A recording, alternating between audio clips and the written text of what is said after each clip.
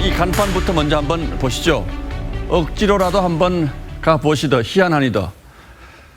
경북 봉화군 춘향면 전통시장 간판에 구수한 경북 사투리가 쓰여 있습니다. 손님을 부르는 애교 있는 손짓이지만 이 억지로라는 말이 희한합니다. 시장 이름부터가 억지춘향이죠. 1950년대 영동선 철도를 놓을 때 춘향역은 애당초 계획에 없었다고 합니다. 그런데 춘향 출신 자유당 실력자가 노선을 구불구불하게 바꿔 역을 들이면서 이 억지춘향이라는 말이 나왔다고 합니다. 특산 소나무 이름 춘향목을 다른 지역에서 도용하면서 생긴 말이라고도 합니다. 변사또가 춘향에게 수청 들라고 한 데서 나왔다는 억지춘향 역시 같은 뜻으로 쓰입니다. 이를 순리대로 풀지 않고 억지로 우기는 것을 가리키죠. 이처럼 부정적 이미지가 적지 않은 말이지만 춘향 사람들은 억지춘향이 원조라며 고장의 브랜드로 내세우는 이 발상의 전환을 꾀한 겁니다. 그런데 억지춘향을 전매 특허처럼 다반사로 구사하는 곳이 있습니다. 바로 정치판입니다. 야당목 2명이 반대하면 아예 추천할 수조차 없습니다. 대통령이 절대 공수처장을 마음대로 임명할 수 있는 방식이 아닙니다. 야당의 비토권이 확실히 인정되는.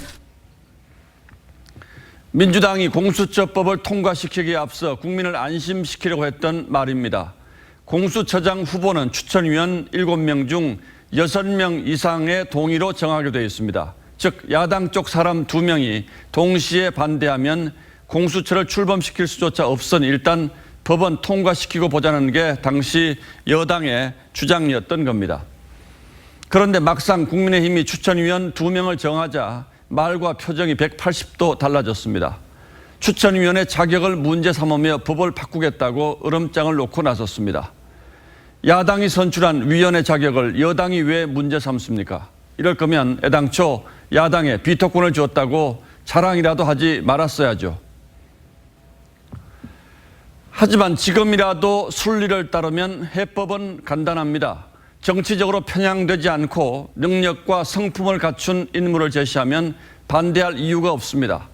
바로 그것이 민주당이 늘 말하던 공수처의 정당성과 공정성을 확보하는 왕도일 겁니다.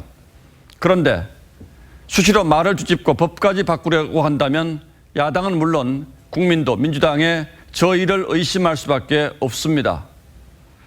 시인은 쓰다는 말이 지닌 3가지 뜻을 뒤섞어 세상을 탄식합니다. 수를 쓰고 힘을 쓰고 억지를 쓰고 별놈의 짓을 다 쓰고 밥이 쓰다 못해 신물이 넘어올 것 같은 정치판입니다. 10월 28일 앵커의 시선은 억지춘향 공수처였습니다.